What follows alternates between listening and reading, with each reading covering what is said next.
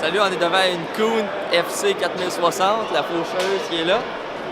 Alors, une des grandes particularités de cette faucheuse-là, c'est que vu que la table est plus large que les couteaux, si tu vois un obstacle, ça va juste voler, ça va pas tout casser ta table.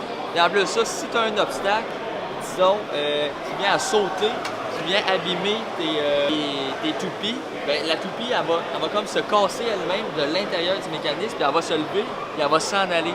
Fait que tu n'auras pas tout abîmé ta table, tu auras juste abîmé finalement le mécanisme de la toupie, fait que ça va être très facile à changer.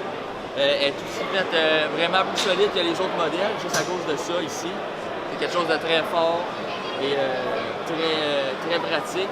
Les couteaux, ils bougent aussi en même temps, fait que s'il y a un obstacle, ils vont se tasser évidemment. C'est une faucheuse à fléau, on appelle ça, fait que ça fait du bon conditionnement de foin.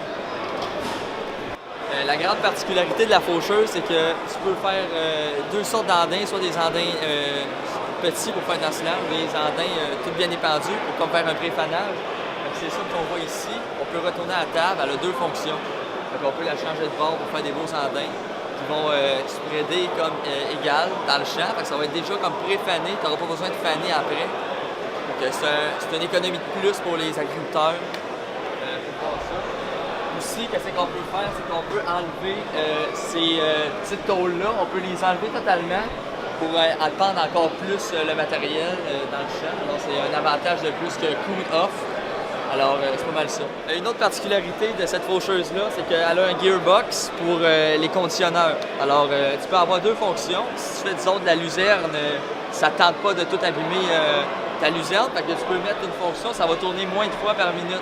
Fait que tu auras une meilleure qualité de luzerne que si tu abats tout le temps et que tu t'abrises finalement. Alors, tu peux avoir deux fonctions pour le foin haut puis pour la petite luzerne sensible.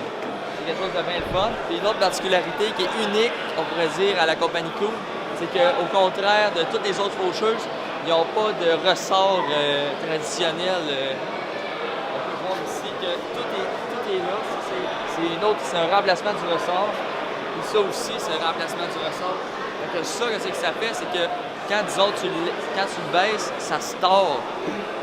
C'est un remplacement de ressort qui est très pratique. Tu n'as pas besoin tout le temps de regarder si toutes les particularités de la machine ne vont pas bien.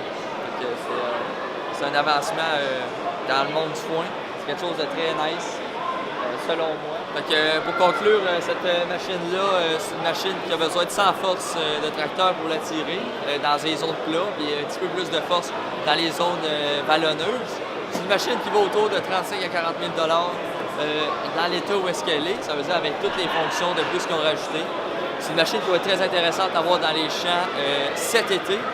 Alors j'ai bien hâte de voir comment ça va marcher ici. Merci.